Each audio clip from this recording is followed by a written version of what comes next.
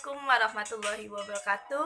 Perkenalkan, saya Herdia Padilla dengan NPM 18 10 63 10 50 196 dan kelas 6C, mata kuliah Inovasi Pendidikan dengan dosen pengampu Dr. Dadang Rahman Munawar MPD.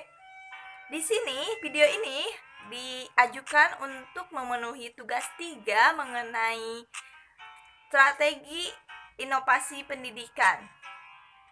Selamat menyaksikan.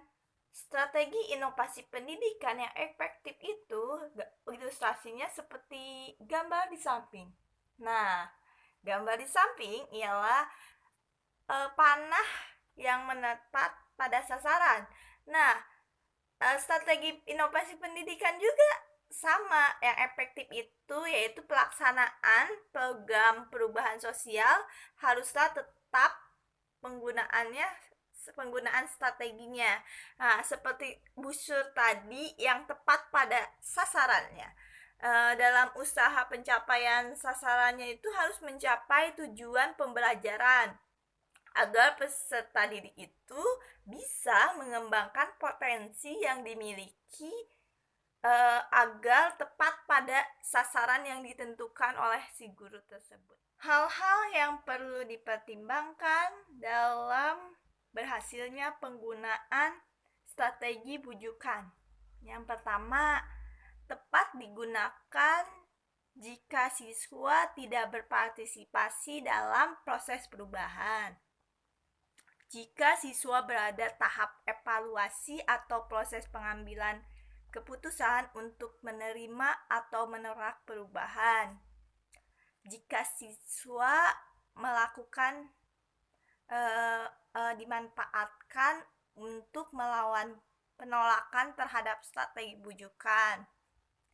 Tepat digunakan jika masalah dianggap kurang penting dalam pemecahan masalah dan kurang efektifnya mereka menerima perubahan. Hubungan satu karakteristik dengan yang lain yaitu menurut pendapat saya sangatlah saling berhubungan. Mengapa? Dengan adanya menyebar luasnya karakteristik inovasi sendiri sangatlah mempengaruhi cepat lambatnya penerima inovasi di dalam masyarakat. Fakta yang menentukan efektivitas pelaksanaan program perubahan sosial yaitu agar si program dalam maupun luarnya haruslah mengenai ketepatan. Ketepatan di sini ketepatan mengenai proses dalam strateginya haruslah dilakukan seperti dalam strategi fasilitatif, pendidikan, yang bujukan maupun paksaan. Di situ harus mengenai ketepatan. Menurut Everett M. Rogers, karakteristik inovasi adalah dia memiliki keunggulan relatif dan kompatibel. Yang keuntungan relatif yaitu diukur untuk seberapa menguntungkannya inovasi bagi penerima. Dari status sosial pun tingkat keuntungan mempunyai komponen yang sangat penting sehingga inovasi itu pun berjalan dengan makin cepat tersebar.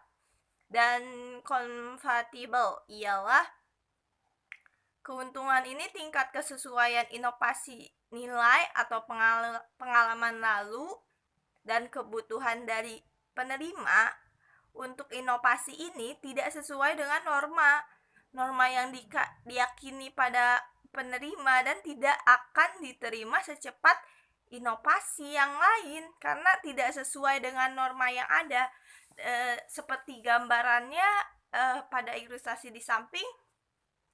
Yang pertama ada daun kelor dan yang kedua ada daun ganja.